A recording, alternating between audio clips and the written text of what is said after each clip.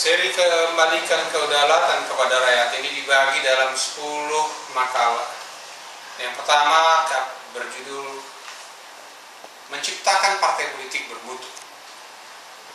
Partai politik kita dilahirkan pada awalnya dari study club, dan kemudian study club ini menjadi partai, mulainya kecil, pembiayaannya sederhana.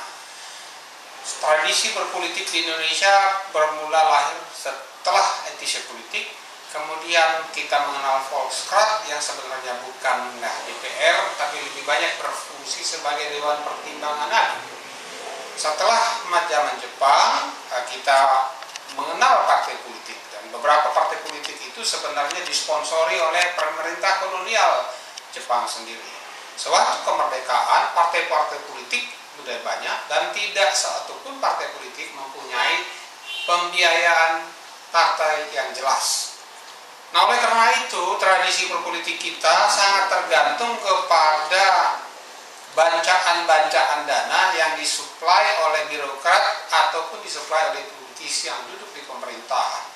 Korupsi merajalela, mulai kita sebelum pemilihan umum pun sudah begitu tahun 55. Kemudian setelah pemilihan umum tahun 55 kita mempunyai sejumlah besar partai politik. Yang terjadi di dalamnya adalah perebutan kekuasaan untuk memperolehkan dana. Sampai kemudian pertikaian-pertikaian di sistem parlementer, demokrasi parlementer ini tidak bisa dilanjutkan lagi, dan Presiden Soekarno ditekan oleh pimpinan Angkatan Darat pada waktu itu untuk mendeklarasikan dekret presiden.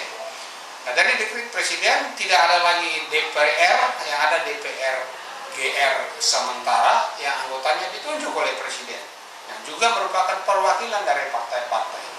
Sampai akhirnya kita kepada zaman Orde Baru, setelah Soekarno jatuh, ada 9 partai politik yang bisa survive pada pemilu yang pertama. Kemudian pada pemilu yang kedua di Orde Baru ditetapkan merger partai politik yang survive hanya 3.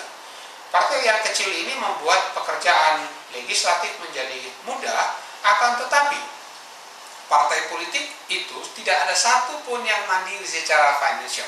Tradisi itu terbawa sampai sekarang, dan sudah waktunya saya rasa kita memikirkan agar terbentuk partai-partai politik yang mandiri secara keuangan, dengan campur tangan rakyat menentukan sumbangan yang diberikan kepada politik yang bersumber dari pajak yang dialokasikan kembali.